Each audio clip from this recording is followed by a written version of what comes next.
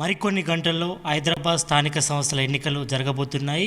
ఈ ఎన్నికల్లో ఇటు ఎంఐఎంతో పాటు ఇటు బీజేపీ కూడా పోటీలో ఉంది. ఇటు బీఆర్ఎస్ పోటీలో లేదు. బీఆర్ఎస్తో పాటు కాంగ్రెస్ కూడా తన అభ్యర్థిని కూడా ప్రకటించలేదు. ప్రజెంట్ మనతో పాటు ఇదే విషయంపై మాట్లాడడానికి బీజేపీ అభ్యర్థి గౌతమ్రావు ఉన్నారు. వాళ్ళతో మాట్లాడదాం. చెప్పండి అన్న, మీ ప్రిపరేషన్ ఎట్లా ఉంది? బీజేపీ అభ్యర్థి మీరే నిలబడ్డారు, ఎట్లా ఉంది ప్రిపరేషన్? ఎట్లా ఉంది? ఎంఐఎంతో పోటీ ఉంది, మీకు ఎట్లా ఉంది?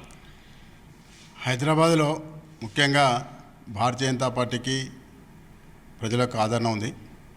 ఇక్కడ ఎంఐఎం ఎదుర్కొనేటువంటి పార్టీ ఏదైతే ఉందంటే ఒక భారతీయ జనతా పార్టీ అని చెప్పి ఇక్కడ ప్రజలకు కూడా నమ్మకం ఉంది. హైదరాబాద్ ప్రజలకు ఎంఐఎంతో చాలా అనుభవాలు ఉన్నాయి. ఇక్కడ ఉన్నటువంటి ఎంఐఎం అవుతుందో వాళ్ళ ప్రాబల్యం కలిగిన దగ్గర మిగతా ప్రజలు నివసించడానికి కూడా ఆస్కారం లేనటువంటి పరిస్థితి, వాళ్ళ యొక్క ఆస్తులు కొలగొట్టేటువంటి అనుభవాలు కూడా చాలామంది ప్రజలకు ఉన్నాయి. ఒక దుర్మార్గమైనటువంటి చర్యలు వాళ్ళు చేయడం, ఒక మతాన్ని ప్రోత్సహించడం, మిగతా వాళ్ళని విద్వేషించినటువంటి పార్టీ ఒక మతానికి సంబంధించిన పార్టీగానే వ్యవహరిస్తూ ఉందో ప్రజాస్వామ్యంలో, అది మంచిది కాదు. కాబట్టి ప్రజలు ఈరోజు జాతీయ భావం కలిగినటువంటి ప్రజల సంక్షేమం గురించి, దేశం అభివృద్ధి గురించి, ఒక హైదరాబాద్ అభివృద్ధి గురించి ఆలోచించేటువంటి అభ్యర్థి ఉంటే బాగుంటుంది అని చెప్పి ఆలోచన చేసినప్పుడు ఎంఐఎంకు వ్యతిరేకంగా ఉన్నటువంటి అభ్యర్థి నేను మాత్రమే. కాబట్టి ఆ అభ్యర్థిగా, జాతీయ భావాలు కలిగినటువంటి ఒక అభ్యర్థిగా ఈ యొక్క హైదరాబాదు శాంతియుతంగా ఉండాలంటే భారతీయ జనతా పార్టీని సమర్థించాలని కూడా ప్రజలందరూ కూడా కోరుకుంటున్నారు. కాబట్టి ప్రజలచే ఎన్నుకోబడ్డటువంటి ప్రజాప్రతినిధులకే ఈ ఎమ్మెల్సీ ఎలక్షన్లో ఓటేసే హక్కు ఉంది.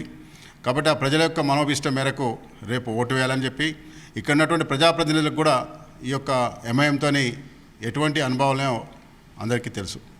కాబట్టి ఆ విధంగానే పార్టీలకు అతీతంగా ఆత్మ ప్రబోధానుసారం ఈ యొక్క ఓటింగ్లో పాల్గొనాలని, ఓటు హక్కు వినియోగించుకోవాలని, ఆ విధంగానే ఎంఐఎంను అడ్డుకోవాలని చెప్పి నేను కోరుతా ఉన్నాను.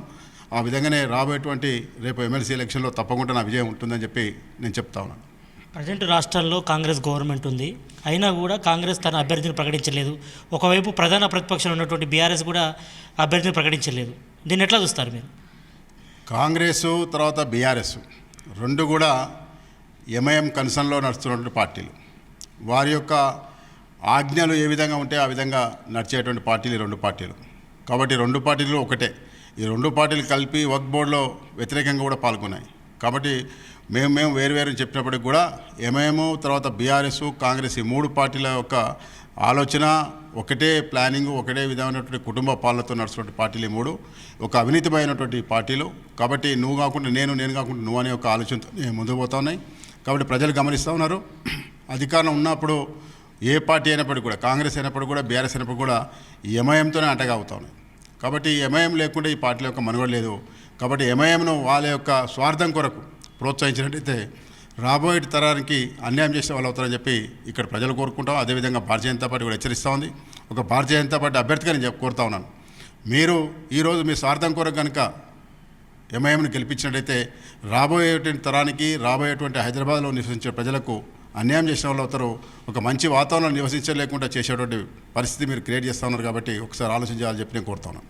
సంఖ్యాబలంగా చూసుకుంటే మాత్రం ఎంఐఎంకు 49 మంది కార్పొరేటర్లు ఉన్నారు, బీజేపీకి 22 మంది ఉన్నారు. మరి ఎట్లా గెలుస్తారని మీరు ధీమా వ్యక్తం చేస్తున్నారు? ఎట్లా ఉండబోతుంది? అందుకనే చెప్తా ఉన్నాను, ఈరోజు బరిలో ఉంది ఎంఐఎం తర్వాత భారతీయ జనతా పార్టీ మాత్రమే. కాబట్టి ఎంఐఎం తర్వాత ఎక్కువ ఓట్లు ఉన్నాయి కూడా భారతీయ జనతా పార్టీకే. బీఆర్ఎస్, కాంగ్రెస్ రెండు పార్టీలు కూడా ఈరోజు బరిలో లేవు. కాబట్టి వారికి సంబంధించినటువంటి ఓటర్స్ ఏవవుతున్నారో వారు ఈరోజు నిర్ణయం తీసుకోవాలని చెప్పి నేను కోరుతా ఉన్నాను. ఇక్కడ ఉన్నటువంటి హైదరాబాద్ ప్రజలకు అభిష్టం మేరకు మీ యొక్క ఆత్మ ప్రబోధానుసారం మీరు ఎంఐఎంను వ్యతిరేకించాలా, ఎంఐఎం రాకుండా అడ్డుకోవాలన్నప్పుడు భారతీయ జనతా పార్టీ అభ్యర్థిగా నన్ను సమర్థించాలని చెప్పి, కాబట్టి ఎంఐఎంను కనుక మీరు బలపరిచినట్టయితే ఈ పార్టీలకు కూడా అడుగుతా ఉన్నాను నేను, మీరు ఎంఐఎంను గెలిపించాలని చెప్పి అడుగుతా ఉన్నారా, ఎంఐఎంను సమర్థిస్తున్నారో కూడా ప్రజల ముందు ఉంచాలా. ఆ విధంగానే అయినట్టయితే రేపు రాబోయేటువంటి రోజులలో ప్రజలు మిమ్మల్ని క్షమించారని చెప్పి నేను చెప్తా ఉన్నాను. అంటే మీరేమో ఇటు బీఆర్ఎస్, కాంగ్రెస్ ఒకటే అని మీరు అంటున్నారు, వాళ్ళేమో బీఆర్ఎస్, బీజేపీ ఒకటే అని వాళ్ళు అంటున్నారు. దీనిలో ఏం చెప్పదలుచుకున్నారు? దీనికి బీఆర్ఎస్, బీజేపీ, కాంగ్రెస్, బీజేపీ ఎప్పుడూ ఒకటి కాదు. ఎందుకంటే ఆ రెండు కలిసి మొన్న జరిగినటువంటి వక్ఫ్ బోర్డులో కానివ్వండి, ఎక్కడ కానీ ఇప్పుడు జరిగినటువంటి ఈ యొక్క ఎలక్షన్లో కానివ్వండి, ఇద్దరు కూడా బైకాట్ చేస్తూ ఉంటారు. ఇద్దరు కూడా అభ్యర్థులు పెట్టలే. కాబట్టి వాళ్ళిద్దరు ఒకటా, మేము ఒకటే అనేది ఆలోచన చేయాలా. కాబట్టి ఒకటే నేను అడుగుతా ఉన్నాను, మీ యొక్క ఓటర్స్కు వాళ్ళకు వదిలిపెట్టేయండి. వాళ్ళు ఎటు స్వేచ్ఛగా ఓటేస్తే అటు ఓటేయమని చెప్పండి. ఇక్కడ ఉన్నటువంటి ప్రజల అభిష్టం మేరకు ఓటేయమని చెప్పండి. ఓటు హక్కు అనేది ప్రాథమిక హక్కును వినియోగించుకోమని చెప్పండి. కానీ వాళ్ళు నిర్బంధించి ఓటుకు పోవద్దు, కాబట్టి ఎంఐఎం ఓడిపోతుంది, మీరు ఓడిపోతా అని చెప్పడం కూడా అది మంచి భావ్యం కాదు. ప్రజాస్వామ్యంలో అది ఒక మంచి పరిణామం కాదు. కాబట్టి మీరు ఆ విధంగా నిర్ణయం తీసుకొని వాళ్ళు కనుక ఓటింగ్ వచ్చినట్టయితే తప్పకుండా భారతీయ జనతా పార్టీ గెలుస్తాయని చెప్పి ఎంఐఎం చెప్పడం కారణంగా మీరు ఓటింగ్లో పాల్గొద్దని చెప్తున్నారో అది ప్రజలు గమనిస్తున్నారు. రేపు మిమ్మల్ని మళ్ళీ ఓటింగ్ రాకుండా చేసేటువంటి పరిస్థితి కూడా ప్రజలు నిర్ణయిస్తారు. మిమ్మల్ని బీజేపీ అభ్యర్థి ప్రకటించిన తర్వాత ఇటు గోషమాల్ ఎమ్మెల్యే రాజాసింగ్ కూడా కామెంట్ చేయడం జరిగి హైదరాబాద్ స్థానిక సంస్థలన్నీ కూడా ఓల్డ్ సిటీ పరిధిలో ఉంటాయి కాబట్టి మరి గౌతరావు గారిని ఎలా అభ్యర్థిగా ప్రకటిస్తారని కూడా కొంచెం హాట్ కామెంట్ కూడా చేయడం జరిగింది. అంటే మీరంతా కూడా కలిసికట్టుగా ఉన్నారా? బీజేపీలో ఏమైనా భేదాభిప్రాయాలు ఏమైనా ఉన్నాయా? తర్వాత రాజాసింగ్ గారు వారే చెప్పినారు మా యొక్క అభ్యర్థి గౌతమ్ గారిని గెలిపించాలని చెప్పి. కాబట్టి కేంద్ర పార్టీ తీసుకున్నటువంటి నిర్ణయం ఇది. రాష్ట్ర పార్టీ కేంద్ర పార్టీ కలిసి ఈ యొక్క ఎంఐఎంను అడ్డుకోవాలని చెప్పి ఒక నిర్ణయానికి వచ్చి అందరూ ప్రముఖమైన నాయకులు కూడా ప్రచారంలో ఉన్నారు. ఆ విధంగానే అందరూ కూడా కష్టపడి పనిచేస్తూ ఉన్నారు. కార్యకర్తలందరూ కూడా కలిసి పనిచేస్తూ ఉన్నారు. ఆ విధంగానే ఒక కామన్ అభ్యర్థిగా పార్టీలో ఒక నిర్ణయం తీసుకుని ఉన్నటువంటి అభ్యర్థిగా నేను ముందుకెళ్తా ఉన్నాను. ఆ విధంగానే పార్టీ కూడా నా వెనుక అందరూ కూడా కలిసి పనిచేస్తాను. కాబట్టి తప్పకుండా విజయం సాధిస్తాం.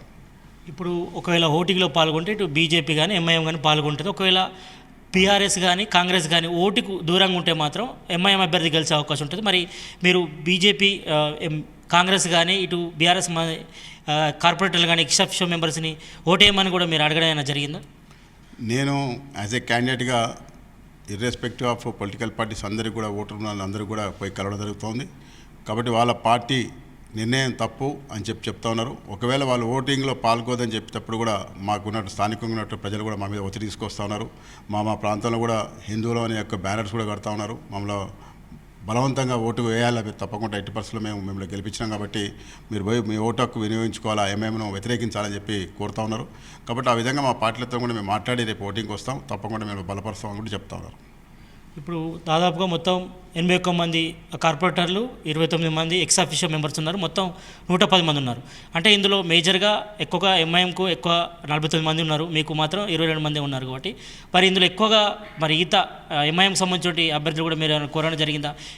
ఇతర కార్పొరేటర్లు కూడా, లేకపోతే ఇటు బీఆర్ఎస్ కానీ బీజేపీ సంబంధించి కానీ మీరు ఏమైనా ఓట్లు వేస్తారని అనుకూలిస్తున్నారా? జనరల్గా ఇక్కడ ఉన్నటువంటి రెస్పెక్ట్ అదే చెప్తాను నేను. ఎంఐఎం కానివ్వండి, తర్వాత బీఆర్ఎస్ కానివ్వండి, కాంగ్రెస్ కానివ్వండి, ఈ ఎంఐఎం యొక్క ఆగడాలు, ఎంఐఎం యొక్క దౌర్జన్య పాలన, ఎంఐఎంలో కుటుంబ పాలన, ఒక కుటుంబం నుంచి అయితే నిరంకుశంగా ప్రవర్తిస్తున్నారో దానికి వ్యతిరేకంగా వాళ్ళ పార్టీలు కూడా ఉన్నారు. కాబట్టి రేపు రాబోయేటువంటి ఎన్నికలు అయితేనో ఒక అవకాశంగా తీసుకొని ఎంఐఎంకు చెక్ పెట్టడం కొరకు అందరూ కూడా ఆలోచన చేస్తున్నారు. 23 జరిగేటువంటి ఎన్నికలు అవుతున్నాయో ఒక తీవ్రమైనటువంటి మార్పు హైదరాబాద్ తీసుకురాబోతోంది.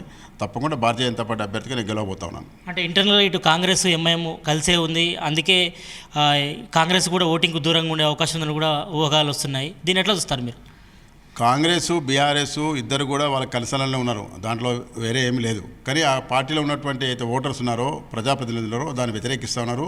వాళ్ళు ఇచ్చినటువంటి అయితే బైకాట్ చేయమని పిలుపునిచ్చారో దాన్ని కూడా వ్యతిరేకించి రేపు ఓటింగ్ రాబోతూ ఉన్నారు. అంటే మీరు కార్పొరేటర్లు కానీ ఎక్స్ అఫీషియల్ మెంబర్స్కి ఏం చెప్పదలుచుకున్నారు? ఎల్లుండి ఓటింగ్ ఉదయం 8 గంటలకు కూడా స్టార్ట్ కాబోతుంది, ఏం చెప్పదలుచుకున్నారు చివరిగా? ప్రజాస్వామ్యంలో ప్రజలచే ఎన్నుకోబడ్డటువంటి మీరు ఓటు హక్కు ద్వారానే మీరు ఎన్నుకోబడ్డారు. కాబట్టి ఆ ఓటు హక్కు ద్వారా ఏవైతే ఎన్నుకున్నారో మళ్ళీ మీకు అవకాశం లభించింది, ఆ అధికారం లభించింది బికాజ్ ఆఫ్ ఓటు.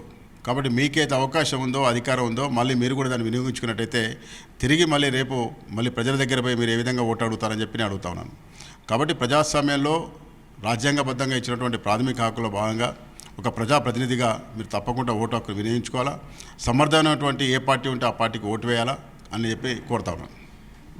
మొత్తానికి ఇటు స్థానిక సంస్థల ఎన్నికలకు సంబంధించి కూడా ప్రతి ఒక్క కార్పొరేటర్ కానీ ఎక్స్ అఫీషియల్ మెంబర్స్ అంతా కూడా తమ ఓటు హక్కును కూడా వినియోగించుకోవాలని బీజేపీ అభ్యర్థి గౌతరావు కోరుతున్నారు. కెమెరామ్యాన్ కృష్ణతో సత్య, జీ తెలుగు న్యూస్, హైదరాబాద్.